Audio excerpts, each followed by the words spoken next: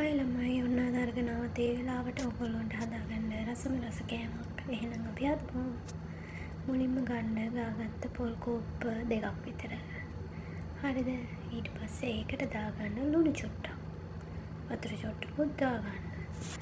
ඊට පස්සේ හොඳට කලවම් කරන්න. හරිද ළමයි? ඊට පස්සේ දාගන්නවා පිටි කෝප්ප 2ක් පාන් පිටි.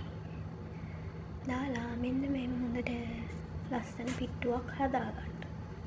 හොඳට කලවම් කරලා අතේ එලෙන්නේ නැති ගානට ලස්සනට මේ විදිහට චූටි චූටි කැටෙන්න පිට්ටුව හදාගන්න ඕනේ. ඊට පස්සේ අපි පිට්ටු තම්බන පිට්ටු පම්බුවට දාලා මෙන්න මෙහෙම තියන්න ඕනේ තැම්බෙන්න. මම මේක විනාඩි 7ක් විතර තිබ්බා. විනාඩි 7ක් විතර යද්දී හොඳට තැම්බිලා තිබ්බා. දුම් දාන්දි බාගත්ත අර හිල් තියෙන හිල් වලින් දුම් දාන්දි බා ගන්න ඕනේ. ඊට පස්සේ මෙන්න මේම වෙන භාජනයකට දාලා මේක හොඳට කැට නැති වෙන්න කුඩු කරගන්න ඕනේ. චුටි චුටි චුටි චුටි කුඩු වලට. ඊට පස්සේ අපිට ඕන වෙනවා හකුරු ග්‍රෑම් 250ක් විතර. මෙතන මම හකුරු 250ක් විතර ගත්තා. ඒක චූටියට කපලා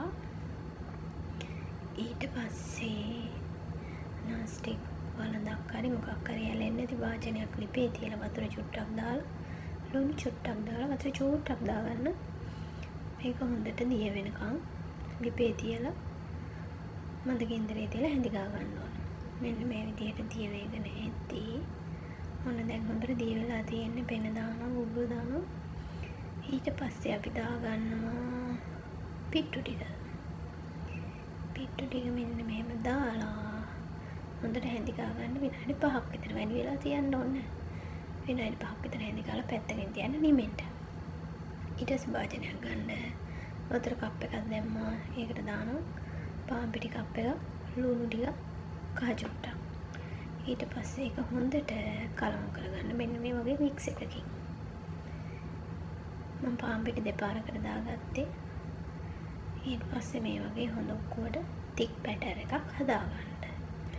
ඊට පස්සේ අර නිමෙන්න තියපු පිට්ටු ටික අරගෙන මෙන්න මේ වගේ චූටි චූටි චූටි චූටි ගුලි හදාගන්න.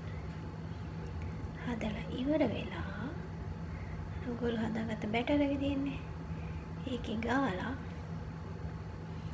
මෙන්න මේ වගේ ලස්සනට බැද ගන්න.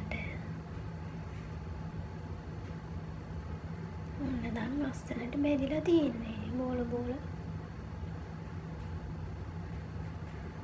හරි විදියට ඔක්කොම ටික බැද ගන්න ළමයි.